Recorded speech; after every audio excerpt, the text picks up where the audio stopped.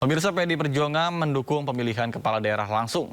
Ketua DPP PDIP Ganjar Pranowo menyebut bahwa rakyat Indonesia lebih menghendaki pilkada langsung ketimbang dipilih DPRD.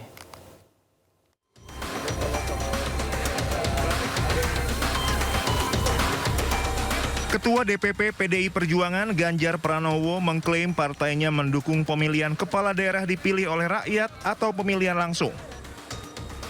Menurut Ganjar, rakyat Indonesia lebih menghendaki pilkada langsung ketimbang dipilih DPRD. Pernyataan ini dilontarkannya di tengah parpol lain meminta pilkada dipilih pihak legislatif. Oh ya, kita kan sudah jelas ya, beberapa kawan-kawan sudah menyampaikan. Perdebatannya sudah cukup panjang. Kita pernah pemilihan DPRD era Orde Baru. Lalu dengan adanya reformasi kemudian masyarakat menghendaki itu secara langsung. Kemudian dibuatlah undang-undang. Pada saat undang-undang dibuat, saat itu dipilih DPRD. Era Pak SBY kemudian membuat Perpu. Dan kemudian diberlakukan undang-undang langsung. Nah, pada saat itu ujian-ujian ke judicial review ke Mahkamah Konstitusi juga sudah mengatur bahwa ini rezim pemilu, maka langsung.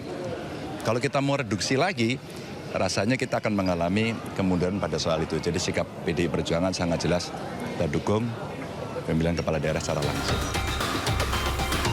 Sebelumnya wacana pilkada dipilih DPRD menuai kritik dari kalangan masyarakat sipil. Sejumlah pihak menilai pilkada melalui DPRD berpotensi menjadi kemunduran demokrasi.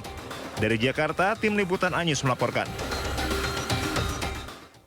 Pemirsa, Sekjen PDIP Hasto Kristianto menanggapi santai pernyataan Kaisang Pangarep yang bertekad menjadikan Jawa Tengah sebagai kandang gajah atau lumbung suara Partai Solidaritas Indonesia.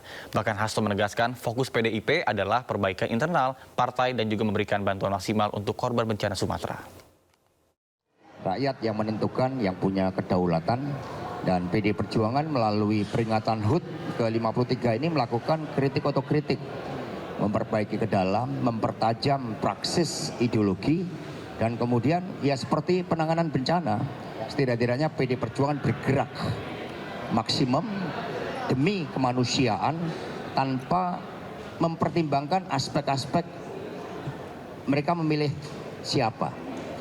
Jadi situasi saat ini bagi PDI Perjuangan lebih baik kami berfokus untuk melakukan konsolidasi organisasi dalam seluruh aspek kehidupan partai, sehingga ketika rakyat menghadapi kesulitan seperti bencana, kami turun dengan seluruh kekuatan dari partai. Itu yang menjadi skala prioritas kami. Terima kasih.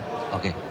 Pemirsa, ke informasi lainnya, kuasa hukum Roy Suryo CS Ahmad Khozinuddin tanggapi kedatangan dua tersangka kasus ijazah Egy Sujana dan Damai Harilubis ke rumah Jokowi. Menurut Khozinuddin, Jokowi tengah berstrategi memecah belah perjuangan.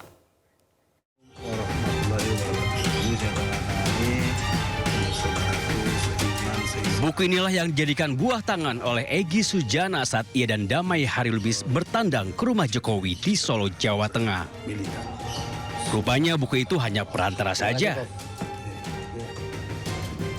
Menurut Sekjen Relawan Jokowi Muhammad Rahmat, Egy dan Damai datang ke rumah Jokowi untuk meminta maaf setelah keduanya menjadi tersangka kasus pencemaran nama baik terkait isu ijazah Jokowi. Memang betul Bapak Jokowi memberikan maaf kepada Bapak Egy Sujana dan Pak Damai Harilubis. Walaupun sudah mendapatkan maaf dari tuan rumah, namun menurut kuasa hukum Jokowi Yakub Hasibuan, pemberian maaf dari Jokowi tidak serta-merta berdampak terhadap proses hukum yang sedang dihadapi keduanya. Kalaupun nanti ada pergerakan atau ada kebijakan atau ada diskusi mengenai kelanjutan ini, apakah itu nanti akan ada restoratif justice, apakah itu nanti ada plea deal, apakah nanti ada juga keringanan dalam hal penegakan hukum, apakah di persidangan ataukah di penyidikan, itu nantinya tentunya akan kami serahkan juga kepada pihak penyidik, karena sekarang kan masih di penyidikan. Sementara itu, menurut kuasa hukum Roy Suryo Ahmad Khozinuddin, kedatangan Egy dan Damai Harilubis hanya akal bulus Jokowi saja yang ingin memecah belah perjuangan membongkar kasus ijazah Jokowi. Yang kami menilai ini adalah bagian dari strategi Saudara Joko Widodo untuk memecah belah perjuangan dari tim kami, klien kami Roy dan kawan-kawan untuk bisa membongkar kasus ijazah palsu. Kami tidak ada kaitan, tidak ada kepentingan dan juga tidak ada relevansi dan tanggung jawab berkaitan dengan pertemuan antara Saudara Egy Sujana dengan Damai Hari Lubis dengan Saudara Joko Widodo di kediaman Jokowi di Solo. Bergulir sejak 2019, kasus dugaan ijazah Jokowi belum juga menemukan titik temu. 8 orang telah ditetapkan sebagai tersangka, termasuk Roy Suryo, Rismon Sianifar, dan Tifa Wijaya Tiasuma. Tim Liputan iNews melaporkan. Pemirsa, Ketua Umum Partai Solidaritas Indonesia Kaisang Pangarep berambisi menjadikan Jawa Tengah sebagai kandang gajah. Dirinya yakin perolehan suara PSI akan meningkat di wilayah yang selama ini dikenal dengan kandang banteng. Pemilu selanjutnya, Jawa Tengah kandang gajah.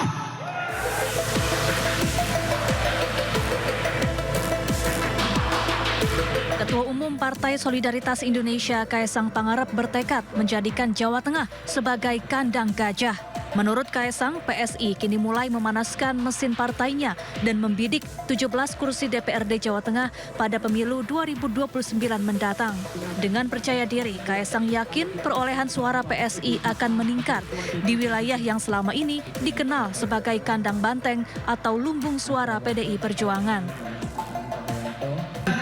Pemilu selanjutnya, Jawa Tengah kandang gajah.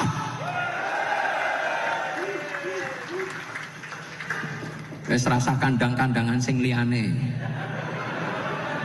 Tempatnya gajah itu sekarang di sini, ya. PSI hadir untuk masyarakat Jawa Tengah. Dari hasil rekapitulasi suara pemilu anggota DPRD Provinsi Jawa Tengah tahun 2024, PSI berada di peringkat 10 dengan meraih 2 kursi. Sementara di posisi pertama, PDI Perjuangan masih berkuasa dengan perolehan 33 kursi. Tim Liputan iNews melaporkan.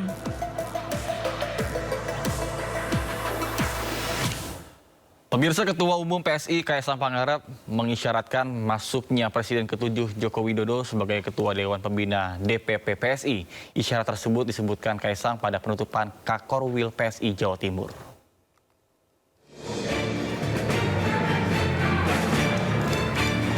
Ketua Umum PSI Kaisang Pangarep mengisyaratkan masuknya Presiden ke-7 Joko Widodo sebagai Ketua Dewan Pembina DPP PSI.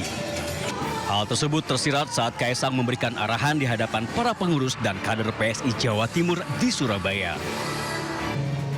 Kaisang menyebut jajaran PSI daerah harus memperkuat struktur kepengurusan, dan setelah itu, Ketua Dewan Pembina yang dirahasiakan namanya tersebut akan muncul. Dari Ketua Dewan Pembina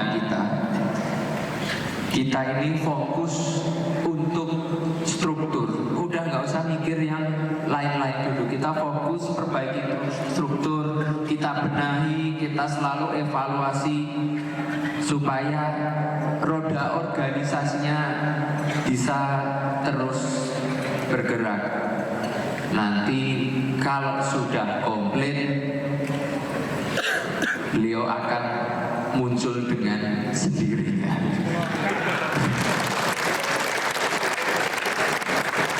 Kalau sekarang kan masih ngumpet-ngumpet, walaupun nggak ngumpet-ngumpet juga ketahuan juga. Cuma nanti biar secara resmi. Kaisang menambahkan nantinya setelah diumumkan nama Ketua Dewan Pembina yang akan menjadi tokoh sentral PSI, elektabilitas PSI diharapkan akan semakin kuat. Dari Surabaya, Jawa Timur, Hari Tambayong, iNews melaporkan.